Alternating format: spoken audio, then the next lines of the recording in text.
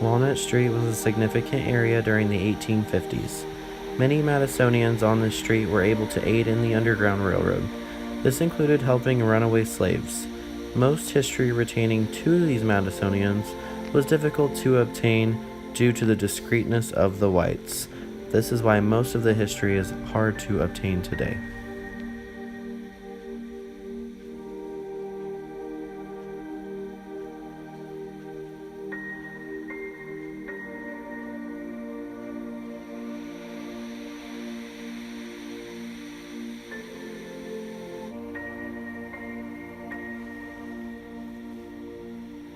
A lot of research on the Underground Railroad here in Jefferson County, as well as the people that attended the Eleutherian College.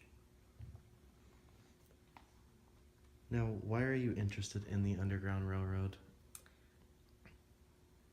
I think because it's such an important part of Jefferson County history, and most people that live here aren't aware of what was going on. In fact, it's only been in the last 20 years that we discovered how important the role of Madison and Madison citizens was in the history. So it's an interesting part of history. It's also a challenge as a historian to try to find out more about things that were actually illegal and simple.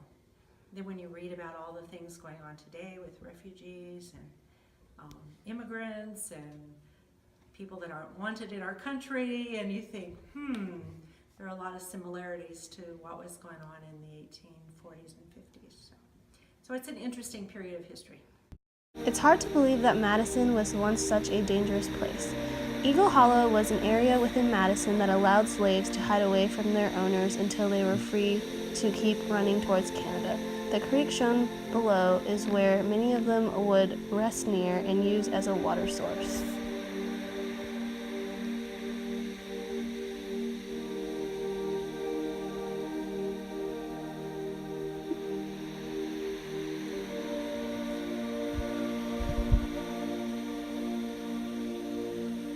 Madison is a racially progressed town, and how so? I think that, especially for a town of its size, that Madison is a fairly racially progressed town.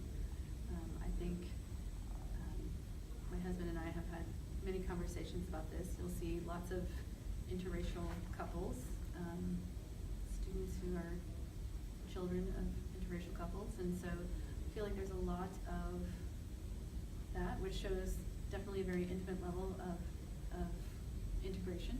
So I think, yes, I think we are a fairly racially progressed town, and recently even more so. I mean, there's obviously black and white, but we have also a fairly proportionally large Asian community and a Latino community as well.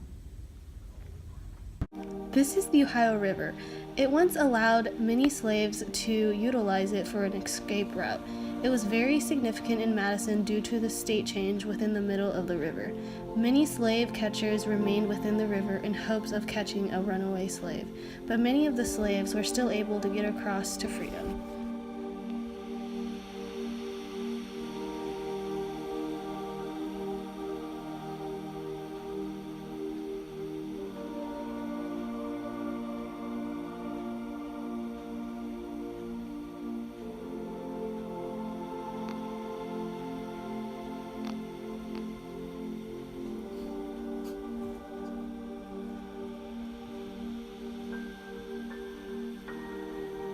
Seen a lot of improvement for the African American community. We moved out into the community at one time. They have particular parts of the town that they lived in. After the 1964 Civil Rights Act, we've seen more integration. We've seen integration in our school, and lots of improvements. Now, are we complete? Are we done? No, but we're a lot better off now than we were in 1955 when I was born. Now, the Fugitive Slave Act goes back to the Civil War. So again, it forbid Northerners from helping slaves run away. And again, that sort of opened eyes to many of the Northerners who had never had any contact with slavery, because of the slave catchers. Northerners saw the horrible things that the slave catchers did to the runaway slaves, and that's really going to change public opinion in the North against slavery, especially for people that, like I said, never had any contact with it before. So the average everyday person in Jefferson County or Southern Indiana would become angered by the bad treatment. I am. This is a very interesting book. I didn't know very much about what it was. I had seen the copy in the Jefferson County Historical Society, and I had read through it, had found some of the names that I was familiar with. But then I realized more about the law that started it and what it meant, and it was really fascinating. The Indiana State Constitution was changed in 1851, and as part of the enabling legislation that went with that new constitution that banned Negroes from moving into the state, the legislators realized that we already had a bunch of Negroes living in Indiana, so they had to figure out what to do with them. So they came up with this idea, and it started in January of 1853, that every county clerk would have to maintain a registry of all the people of color in their county. The slave collar was able to contribute to making a slave of less worth than they already were. This instituted the fact that they were property and allowed for their owners to treat them like a dog. The posters shown were reward posters posting high prices in return for their runaway slaves. This influenced many whites to search for the slaves for the money.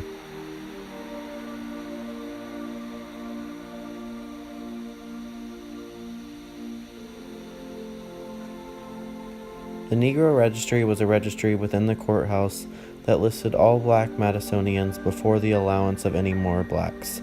This was during the time of the 1850s, specifically 1851, when they stopped allowing more blacks to come into the state of Indiana.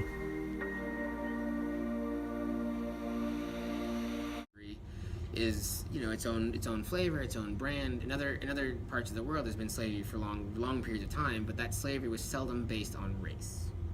Okay, and so that's one of the weird things about now is post-slavery, a lot of the prejudices persisted because of the slavery was based on race. It wasn't just based on oh, this guy's down in his luck, or this guy didn't pay his debts, things like that. It was based on the color of your skin. And so now, we don't always remember how, what your ancestors were in terms of their wealth status. We can tell what they were in terms of their color because you have the same color. Okay, so definitely, if you follow that arc, we've made a lot of improvements, but the legacy has still persisted probably more than we'd like it to. Okay, so you fast forward the clock, 100 years, and why are we, if you look at Lincoln, from Lincoln's standpoint, he had the 13th Amendment, slavery's outlawed, game over, we won, right? And yet all these other problems persisted, such that come 1968, and I think there's another one before, 62 or 64. There's been a series of civil rights acts. The last one, most major one, 1968, which basically enacted a lot of laws that said blacks and whites could marry. You could have that. My parents got married in 1968 because that was the first year they were allowed to do so.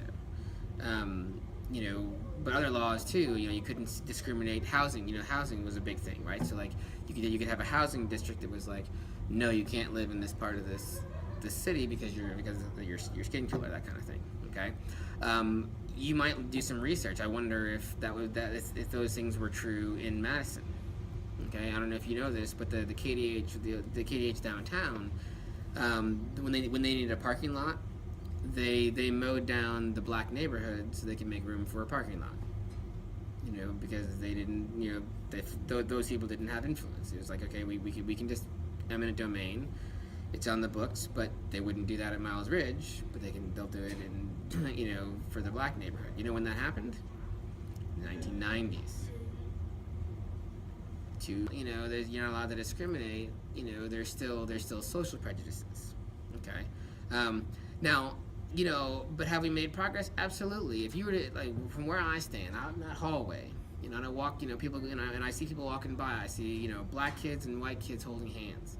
I see, people who are, groups of people standing together. There'll be some Asians, there'll be some whites, there'll be some wherevers, So, to a large degree, if I were Martin Luther, Martin Luther King is smiling down on us, right? This is his dream, okay?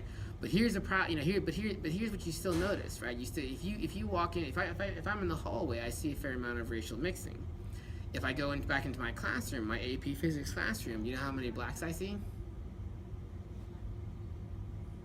None. If you go to your AP calculus class, how many black people do you see there? None. We had Jaleesa last year.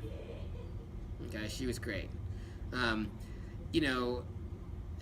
obviously it's not purely black-white. You have Latinos, right? And so you're going to see a few Latinos over, at Ivy Tech. You're going to see some of them in higher level classes and things like that. And that's definitely good, right? Like they wouldn't have been around in 1968, in those classes. But, ask yourself this: when was the last time we had a Lilly Scholarship finalist who was not white? When was the last time we had a Custer Contest finalist who was not white? Okay, these are questions that I don't know the answer to. I haven't been following it that long, right? I've only been at school for 11 years. So maybe we haven't had any, but maybe we've had one or two through the years. Okay, so is that progress? Is that, we make these statements, and to some degree it's like, okay, people take these as indictments. Like, the reason why this happens is because somebody's doing something to make it that way. And that's not at all what I'm trying to say, but just in making these statements, there are implications of it. These statements have implications. Like, for example, what does a smart person look like? And if you think about who the smartest people are and what race they are, you might point to your family members, you might point to people that in the community and things like that. But what you're seeing is in this school, what you see are the smart kids are the white kids, the smart kids are the Asian kids, things like that. And that's what you see, and maybe that doesn't matter. It's like nobody's stopping those black kids from excelling. Nobody's stopping those Latino kids from excelling. But in my experience, one of the largest things that determines a person's success is the sense they have of themselves. If you believe that you are a good student, you will work very hard to learn the material. And that is the number one thing that motivates people. Now, where does that come from? A lot of times it comes from the family, right? Your parents will say, yes, you are a good student. We are an educated family. We value college experiences, things like that. So therefore, you will do your homework. You will, ask questions in class, and we will read these books and things like that. And so that's a huge driving force. But I have to feel like, if you never see anybody at the top of the class if all the people at the top of your class are always white, if they're always, whatever, then I feel like that has to have an impact on your sense of self.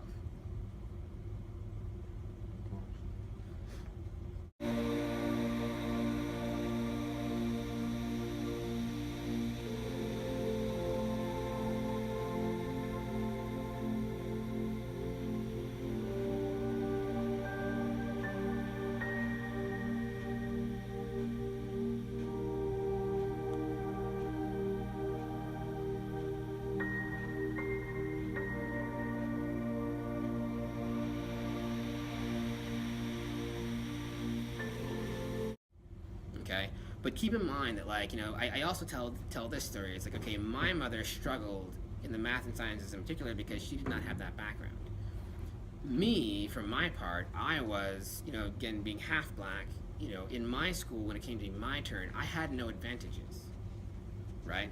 I had no disadvantages, right? So, for me, it was not, I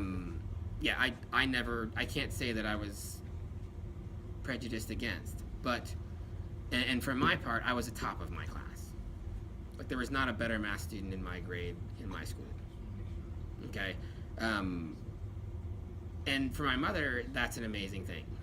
In fact, she said to me, "Doesn't anybody ever tell you you can't do math because you're black?"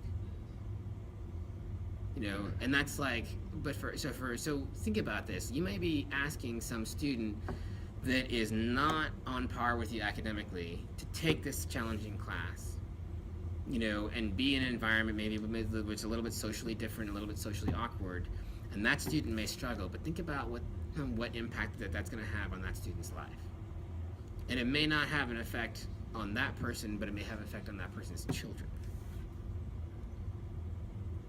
You know, so again, I go back to the hallway. I stand out there in the hallway and I think to myself, what can Mr. Corin do? And there's little things, right? You can talk to students, you can encourage students, you can make them feel like the contributions they make are valuable.